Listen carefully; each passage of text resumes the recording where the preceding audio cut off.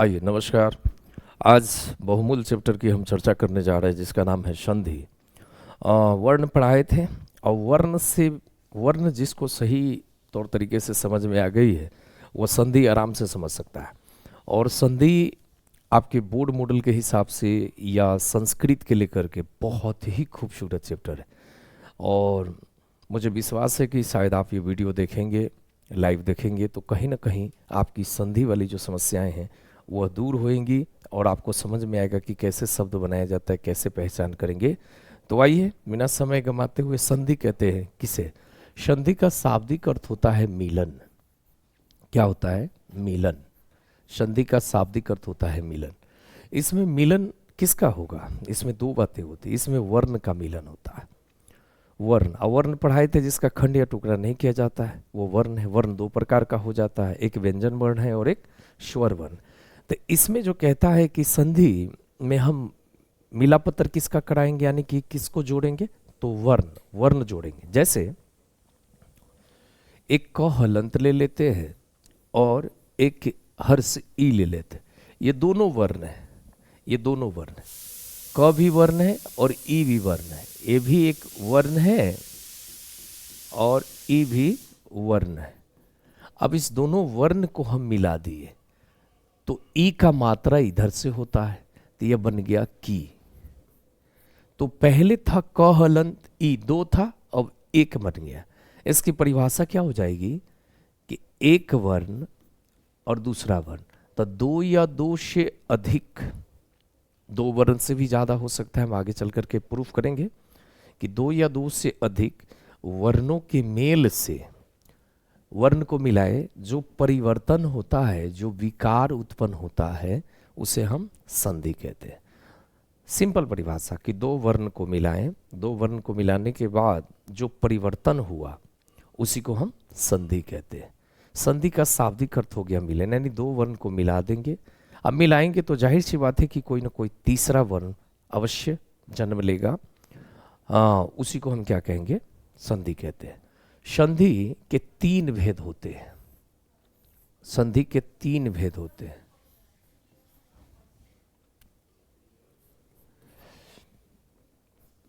एक है स्वर संधि, दूसरा है व्यंजन संधि और तीसरा है विसर्ग संधि। विसर्ग संधि। आपसे अगर पूछ दे कि संधि के भेद कितने होते हैं तो आप बोले कि तीन, एक स्वर संधि, एक व्यंजन संधि और एक विसर्ग संधि। अब आइए स्वर संधि की हम परिचर्चा करते हैं कि स्वर संधि किसे कहते हैं। अगर आप स्वर वर्ण जानते हैं तो स्वर संधि आराम से समझ जाएंगे। स्वर वर्ण में पढ़ाए थे 11 और संस्कृत व्याकरण में 13। तो स्वर वर्ण स्व माने अपना, जिसका उच्चारण अपने आप से होता है उसे हम स्वर वर्ण कहते। तो यहाँ है स्वर संधि, यानी उसी 11-13 को कहीं ना कहीं उसी के अपने के साथ मिलाना स्वर संधि के अंतर्गत आएगा। जैसे हम यह लिख रहे हैं अ प्लस ई, ध्यान दिया जाए, अ और ई ये दोनों स्वर वर्ण है। अ भी स्वर है, स्वर वर्ण है, और ई भी स्वर वर्ण है। अ भी स्वर वर्ण है और ई भी स्वर वर्ण। दो से ज्यादा भी हो सकता है। तो दो स्वर वर्ण को हमने मिलाया और जाहिर सी बात है जब इस दोनों को मिलाएंगे तो कोई तीसरा पैदा लेगा, ए बना। तो स्वर संधि की परिभाषा होगी कि दो या दो से अधिक स्वर वर्णों के मेल से जो परिवर्तन होता है उसे हम स्वर संधि कहते हैं। और सीधा संधि की परिभाषा होगी कि दो वर्णों के मेल से, कोई दो वर्ण हो, या स्वर हो या व्यंजन हो, दो वर्णों के मेल से जो परिवर्तन होता है उसे हम संधि कहते हैं। लेकिन स्वर संधि में दो स्वर का होना अनिवार्य है, यह ध्यान रखना है। स्वर संधि में स्वर के साथ ही स्वर का मेल होगा और जो परिवर्तन हो गया वही हो गया स्वर संधि।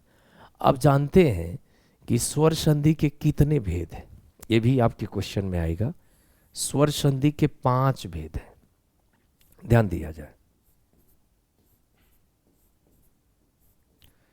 स्वर संधि के 5 भेद है। पहला है दीर्घ, दीर्घ स्वर संधि, दीर्घ स्वर संधि। पहले हम आज दीर्घ की ही चर्चा कर लें। नंबर 1 दीर्घ स्वर संधि।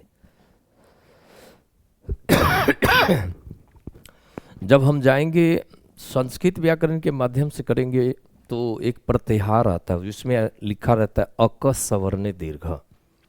चलिए हम हिंदी में इसकी परिभाषा को प्रमाणित करते हैं कि दीर्घ स्वर संधि किसे कहते हैं। ध्यान दिया जाए, वर्ण वाली चैप्टर से हम कुछ बातें लाते हैं। अ अजोड़ आ, इसको समझना है। अ क्या है? अ ह्रस्व है, अ ह्रस्व है, और आ है जो दीर्घ है। हम बताए थे वर्ण में। फिर उल्टा करते इसको, आ प्लस अ, यह आ क्या हो गया? दीर्घ हो गया, और अ हो गया ह्रस्व हो गया। फिर अ जोड़ अ करते हैं, अ जोड़ अ, यह बनेगा ह्रस्व जोड़ ह्रस्व। फिर हम करेंगे आ जोड़ आ, यह बनेगा दीर्घ प्लस दीर्घ। अ प्लस आ को हम 4 बार ही उल्टा कर सकते हैं, सीधा कर सकते हैं, इससे ज्यादा नहीं हो सकता है। क्या लिखे? अ ह्रस्व है, आ दीर्घ है, फिर आ दीर्घ है, अ ह्रस्व है, अ ह्रस्व है, अ ह्रस्व है, आ दीर्घ है, दीर्घ है। अब क्या कहता है कि यदि ह्रस्व के बाद दीर्घ आता है, या दीर्घ के बाद ह्रस्व आता है, या ह्रस्व के बाद ह्रस्व आता है, या दीर्घ के बाद दीर्घ आता है, तो परिभाषा कहती है कि दीर्घ ही होता है। ध्यान दिया जाए, क्या होता है? आ, जिसको हम दीर्घ कहते हैं। ध्यान दिया जाए, अगर आप चाहें तो परिभाषा इतना ही तक कर सकते हैं, यदि ह्रस्व के बाद दीर्घ आता है या दीर्घ के बाद ह्रस्व आता है तो दीर्घ ही होता है। इसकी परिभाषा हो गई।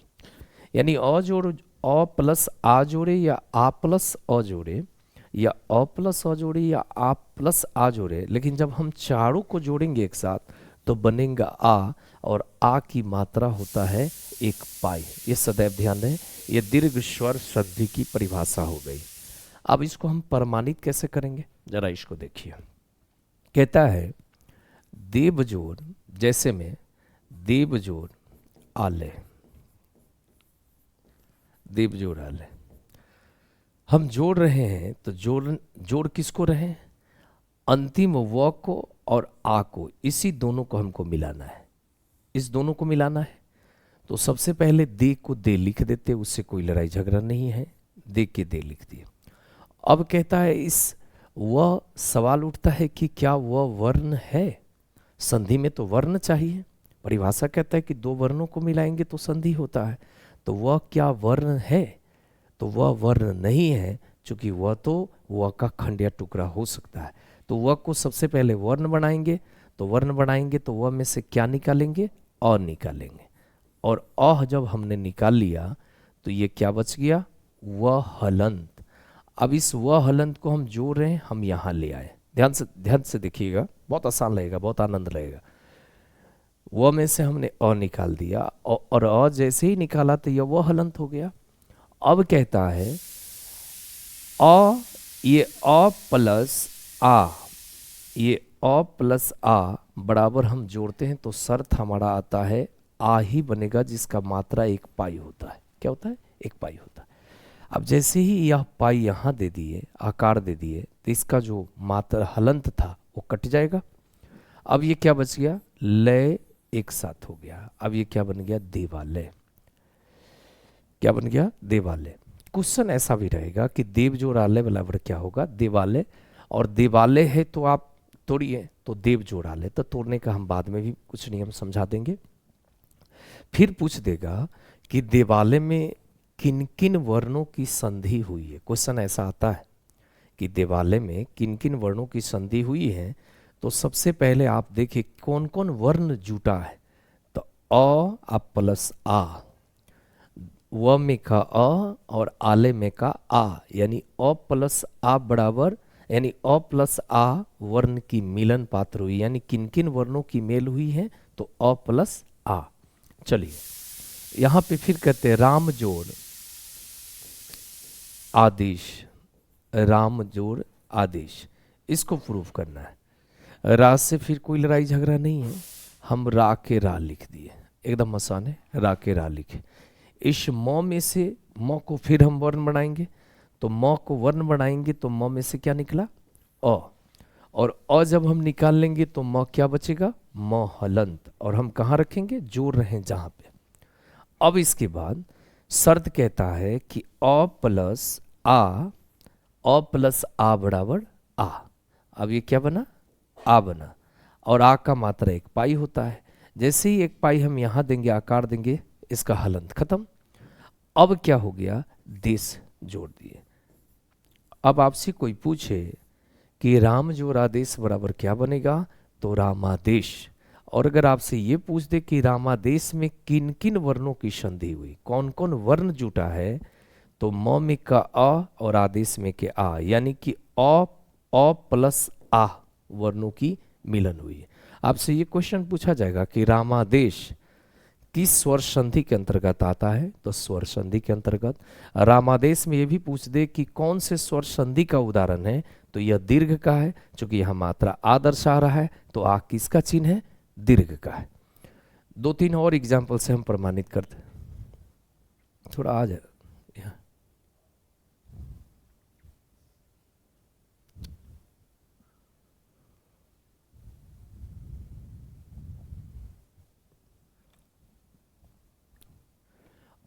उसी तरह से फिर आ जाते हैं विद्या जोड़ अर्थी। यहां पे क्या निकाले हम, आ निकाले, वी से कोई लड़ाई झगड़ा नहीं, हमने वी दिया। जैसे ही इसमें से आ निकालेंगे यह हलंत हो गया, आ प्लस अ बराबर क्या बना, वेदार्थ। उसी तरह से रहेगा राम जोड़, सॉरी राम जोड़ अयन, कहेगा इसको जोड़िए, हम रा के रा लिख दिए। इस मौ में से हम क्या निकालेंगे, और निकालेंगे, और अ जैसे ही निकाल लिए तो क्या बन गया, मोहलन। अब अ प्लस अ बराबर आ, जो हम नियम बताए हैं, जैसे ही ये देंगे बीमारी इसकी खत्म हो गई। और और यहाँ टवर्गी न होगा। टवर्गी न क्यों होगा, सनत नियम से कि अगर वाक्य में, अगर आप वाक्य में र है, शब्द लिख रहे र हो, मूर्धन स हो, री का मात्रा हो, और न रहता है तो टवर्गी न में बदल जाता है वह, तो रामायण हो गया। उसी तरह से अगर दे दें कुश जोड़ आसन, कुश जोड़ आसन, और कहें कि इसको जोड़ना है, कैसे बनाइएगा, हमने कु को कु लिख दिया, और तलाबे श में से हमने अ को निकाल दिया, और जैसे ही अ को निकालेंगे तो क्या बन गया, तलाबे श हलन। अब अ प्लस आ बराबर क्या बना, आ, जिसका एक मात्रा दिए, और शौना क्या बन गया, कुशासन। एकदम आसान है। इस प्रकार से हम समझते हैं कि दीर्घ का जो अ प्लस आ प्लस अ प्लस आ प्लस अ बराबर आ बनता है, उसका बीमा नियम, दीर्घ का ही बीमा नियम प्रूफ करते हैं। दीर्घ का ये बीमा नियम देख लेते हैं। बीमा नियम क्या कहता है, कहता है अगर हर्ष उ के बाद दीर्घ उ आता है, या दीर्घ उ के बाद हर्ष उ आता है, हर्ष उ के बाद हर्ष उ आता है, या दीर्घ उ के बाद दीर्घ उ आता है, तो ये चारों कंडीशन में दीर्घ उ बनेगा, जिसका मात्रा इधर से होता है। ध्यान दिया जाए, कहता है उ जोड़ हर्षु जोड़ दीर्घु, दीर्घो जोड़ हर्षु, हर्षु जोड़ हर्षु, और दीर्घु जोड़ दीर्घु बराबर क्या बनेगा, दीर्घु। कैसे, एक एग्जांपल ले लेते हैं। भानु अजोर उदय, भा से कोई लड़ाई झगड़ा नहीं है। इस क्या सवाल पूछा जाएगा कि नु क्या वर्ण है, नु वर्ण है नु वर्ण है, तो इस नू में से हम सबसे पहले वर्ण बनाएंगे, ऊ निकाल दिए, हर्षु निकलेगा तो ये बन गया न हलंत। यहां तक तो मेरे हिसाब से किसी को समझने में कोई दिक्कत नहीं है। अब कहता है ऊ प्लस ऊ प्लस ऊ बराबर कहता है ये बनेगा दीर्घु, जिसका मात्रा दाहिने साइड से होगा। ये ध्यान रहे, दीर्घु का मात्रा दाहिने साइड से होता है। जैसे ही हम ये दाहिने साइड से लगा दिए और द और य को जोड़ दिए, क्या बन गया? भानुदय। उसी तरह से अगर हम यहां लिख दे लघु जोड़ उत्तम, क्या बनेगा? ल से कोई लड़ाई झगड़ा नहीं है, इस घू में से हम ऊ निकाल दिए। चूंकि पूछेगा क्यों, तो इसको हम वर्ण बना रहे हैं। जैसे ही हम इसको वर्ण बनाए, ऊ निकाल दिए, तो क्या बना? घहलन। अब ऊ प्लस ऊ बराबर होता है दीर्घु, दाहिने साइड से, हमने दाहिने साइड से लगा दिया, और त और म क्या बन गया? लघुत्तम। अब आपको लिखना भी कभी हो लघुत्तम, तो आप अपने आप समझ जाइएगा कि भाई लघुत्तम हर सुकार से लिखेंगे तो उसका तो टूटवे नहीं करेगा, इसलिए द्रुवकार से लिखेंगे तब होगा लघु जो उत्तम। और इस प्रकार से आप कह सकते हैं, इसलिए कहता है कि व्याकरण वह शास्त्र है जिसे पढ़ने से शुद्ध शुद्ध लिखना, उच्चारण करना, पढ़ना आ जाता, उसे हम व्याकरण करते हैं। अब लघुत्तम मान लेते हैं कि हम ऐसे लिखें, ऐसे मान लेते हैं कि हम लिखें, तो क्या इसका संधि विच्छेद होगा? क्योंकि हर्षु ऊ जो हर्षु करेंगे तो दीर्घु होता है, इसलिए ये गलत है और ये सही है। उसी तरह से ले लेते हैं उसी तरह से ले लेते हैं कि एग्जाम्पल गुरु प्लस उपदेश। गु का हमने गु लिखा, रू में से हम क्या निकालेंगे? हर्षु निकाल दिए, यह हो गया र हलंत। अब ऊ जोर ऊ बराबर दीर्घु, इधर का मात्रा हम दीर्घु दिए, अब प देश को जोड़ दिए, गुरु उपदेश। एकदम आसान है। मान लेते किसी का नाम है शानु, लिखा रहे उत्तम, शानु जोर उत्तम। अब इसको जोड़ेंगे तो क्या बनेगा? तलावे श के सा यानी सा के सा, इसमें से हम नून निकाल दिए, क्या बना? नहलन। और ऊ प्लस ऊ बराबर क्या बना? दीर्घु, इधर के मात्रा, जैसे ही हम इधर के दिए तो नू हो गया और यह हो गया तम सानुतम। आसान है। उसी तरह से अगर हम ले ले, बहुत सारा है, वधु जोर उत्सव, अगर उसी तरह से ले ले वधु जोर उत्सव, तो वधु इसमें दीर्घु आया है, तो दीर्घु हम इधर सॉरी हलंत कर लिए, दीर्घ उ प्लस उ बराबर तो दीर्घे उ होता है, आराम से बन गया। तो दीर्घ का यह बीमा नियम हो गया। ये ध्यान रहे कि अ जोड़ आ जोड़ अ जोड़ आ जोड़ आ बराबर आ। अब कहता है हर्षु जोड़ दीर्घु, दीर्घु जोड़ हर्षु, हर्षु जोड़ हर्षु, दीर्घु जोड़ दीर्घु बराबर क्या बना? दीर्घु। उसी तरह से इसका सीमा नियम भी है। सीमा नियम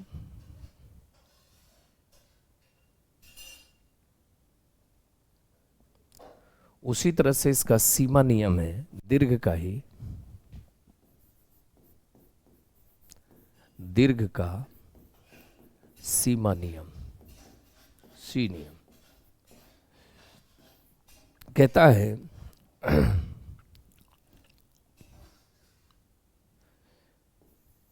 E plus Harshi plus दीर्घी, दीर्घी plus Harshi, हर्ष ई प्लस हर्षी, दीर्घी प्लस दीर्घी, इस चारों को जब हम जोड़ेंगे तो बनेगा दीर्घी, दाहिने साइड से मात्रा होगी। ये ध्यान रखिएगा। क्या कहता है? हर्षी जोड़ दीर्घी, दीर्घी जोड़ हर्षी, हर्षी जोड़ हर्षी, दीर्घी जोड़ दीर्घी बराबर दीर्घी। इसको प्रूफ करते हैं। जैसे गिरी जोड़ ईश, गी से कोई लड़ाई झगड़ा नहीं, हमने गी को गी लिखा। इस री को वर्ण बनाएंगे, सबसे पहले वर्ण बनाएंगे, वर्ण नहीं बनाएंगे संधि होगा ही नहीं होगा।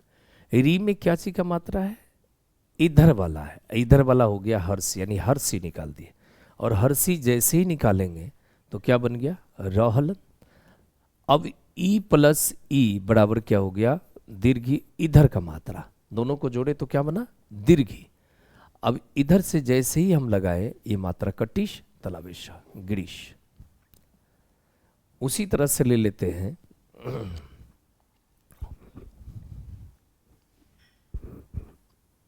महेंद्र, महीजोर, इंद्र,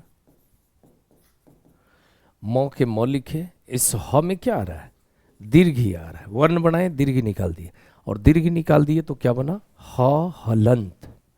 अब फिर उसी तरह से जोड़ेंगे, दीर्घ ई प्लस हर्षी बराबर दीर्घी इधर का मात्रा अनंत, क्या बना, महेंद्र। फिर आपसे पूछा जाएगा कि महेंद्र में किन किन वर्णों की संधि हुई, किन किन वर्णों की संधि हुई है, जरा ध्यान दें। दीर्घ ई प्लस हर्षी किस स्वर संधि का उदाहरण है, स्वर संधि। कौन से स्वर संधि का उदाहरण है, दीर्घ का ही अभी चल रहा है।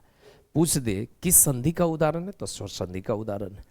महेंद्र का संधि विच्छेद करे तो महीजोर इंद्र। महेंद्र का क्या कहते हैं कि क्या कहते हैं कि विच्छेद जो है उसको संयुक्त करे, जोड़े तो महेंद्र हो जाएगा। किन किन वर्णों की संधि हुई, तो दीर्घ ई प्लस ई। उसी तरह से ले लेते हैं रवि जोर इंद्र। अगर इसको कहे कि प्रमाणित कीजिए, इसको प्रूफ कीजिए, तो र के र, इस वी में से हम क्या निकाले, हर्षी, क्या बना, वह हलन। क्यों बनेगा, क्योंकि हम वर्ण जब तक नहीं बनाएंगे संधि जुटेगा ही नहीं। तो वी में से हमने ई निकाल दिया तो क्या बना, वह हलन। अब वह हलंत हो गया तो ई प्लस ई बराबर कहता है बनेगा दीर्घ ई। दीर्घ जिसका मात्रा दाहिने साइड से, हम जैसे ही इधर से लगाए इसकी बीमारी ठीक हो गई। और न और रवि। अब पूछते कि रविंद्र में किन किन वर्णों की संधि हुई है, तो ई हर्ष ई प्लस हर्षी। हम समझते हैं कि शायद दीर्घ आपको समझ में आ गया होगा। आप देखिएगा आपके व्याकरण में कुछ सेट होगा, आप उसको बनाने वाला उसको बनाइएगा।